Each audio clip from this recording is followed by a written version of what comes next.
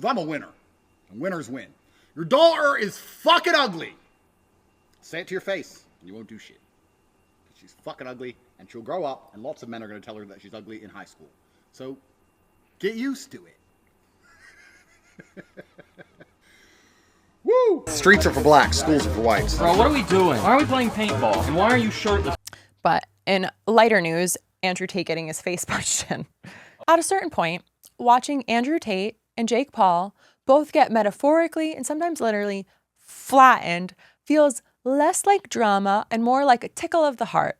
We love consequences here at LPTV. So honestly, with Andrew Tate and Jake Paul, it's not that they suddenly did one huge thing and then everyone turned on them. It's more like they spent years of stacking bad decisions, bad behavior, and eventually the pile got tall enough that it tipped over. And real quick, I'm Lauren Paritra. Please take a moment to subscribe, hype this video, share it with a friend, turn those notifications on. And let's get into Andrew Tate first, because this is a situation where his situation is somehow both louder and more straightforward. Tate didn't get labeled as a classic misogynist. He called himself one repeatedly. He said women were property and men should control their partners. He said women should take responsibility for being raped. This wasn't buried footage dug up by his critics.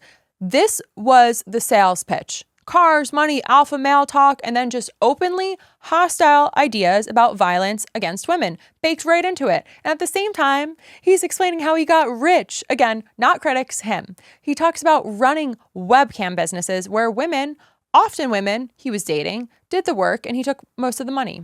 He framed it as a genius level strategy. He sold a course called PhD, in short for Pimping Hose Degree. That's not an interpretation. Those were his exact words. In those explanations, he casually mentions isolating women from friends, making them depend on him, and keeping emotional control so that way they wouldn't leave. At the time, he thought it made him sound clever and cool. Later, people pointed out that this is basically the exact method used in certain trafficking cases, which gets uncomfortable fast once Romanian prosecutors start alleging that he and his brother did exactly that. Tate denies everything, obviously, and the case is still ongoing, but it's hard to pretend it came out of nowhere when he already gave a walkthrough of all of that. And before all that, he had been kicked off of Big Brother in 2016 after a video surfaced of him hitting a woman with a belt. He said it was consensual and edited. The woman later said it was consensual too. And still, his career ended instantly. That's the kind of theme with Tate. Even when there's an explanation, the fallout keeps happening anyway because the behavior is still there. And then there's the part where he talked about moving to Romania because it was easier to avoid sexual assault charges and because corruption made things smoother if you had money. He said that on camera. Later, after being arrested there, he said it was a joke or it was taken out of context, which is not ideal timing for that clarification. By the time social media platforms banned him in 2022, it was cancel culture. It was just one bad clip.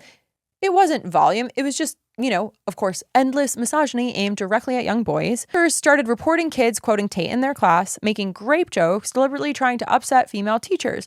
When Tate got banned, a lot of teachers said those references basically disappeared. It seems like a not very abstract harm. That's real life bleed through.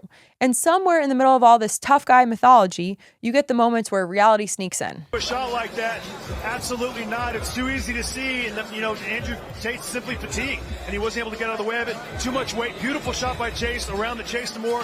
Clearly dominated in round 5. This is always the part where the volume drops. Not a speech, no Bugatti, just a human body reacting as the human body does when it gets smacked in the fucking face. And that's the kind of thing with Tate. So much of his brand is about being untouchable, dominant, and above consequences. And then this clip is just a guy getting punched. Nothing symbolic, nothing profound, all physics. And even after bans, arrests, his influence didn't fully stop because Hustlers University basically turned fans into unpaid advertisers. Pay the monthly fee, repost his clips everywhere, and convince yourself you're learning secrets about wealth. It's less of a school and more of a content farm. So when Tate's persona collapses into court appearances and platform bans, it doesn't feel so shocking. It feels like watching somebody sprint into consequences while insisting, oh, it's all fake. Jake Paul is a little different. Less ideology, more noise. Jake Paul's whole career is built on treating the real world like a content backdrop. early YouTube days, he was throwing massive parties, setting shit on fire, annoying neighbors to the point where Disney fires him from his little program. His landlord later sues him for millions of damages. That's before things got really serious. Then in 2020, during the George Floyd protests, he filmed himself inside a looted mall in Scottsdale. He says he was just documenting it. Police charge him anyway. Months later, the FBI raids his house, seizes guns as part of the same investigation. He doesn't end up with federal charges, but somehow he's always standing right next to the disaster, always just being like, I don't know. The same year, while COVID is peaking, he throws huge parties throughout LA. No masks, no distancing. When people call him out, he goes on podcasts and suggests that the virus is basically fake and overblown.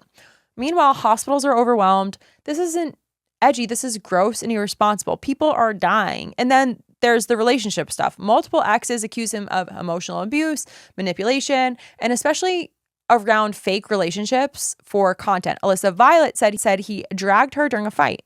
He said he didn't.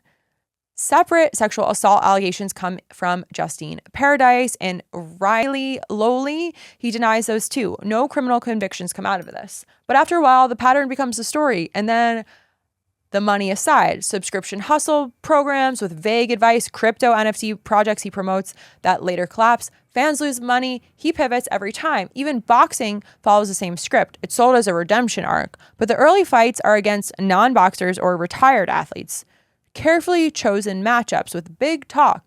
When the competition gets real, the limits show up fast.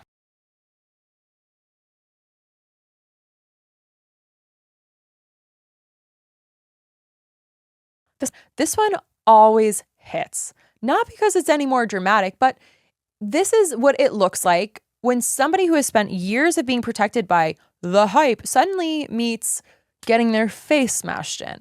And there's no villain monologue here, just a pause where you can almost see him recalculating. What makes Jake Paul exhausting is that he isn't just like uniquely awful. It's that he keeps pretending each new phase is maturity. And then he immediately is repeating the same behavior with a different logo.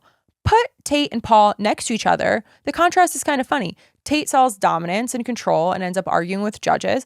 Jake sells chaos and confidence and spends his life dodging consequences. Different aesthetics, same result. Punched in face, thinning out audience. And suddenly the guys who told everyone else how to live are just sitting there with their jaws broken, breathing heavily, trying to figure out what went wrong. And that's why watching them get hit, literally or metaphorically, it doesn't even feel like revenge. It just feels like we're finally seeing karma play out in real time. And if you've enjoyed this video and watching these two get their jaws broken, I'm not pro-violence, but I am, I did it. I'm just going to leave it there. Please make sure you subscribe, hype, like, share. We'll be back with more.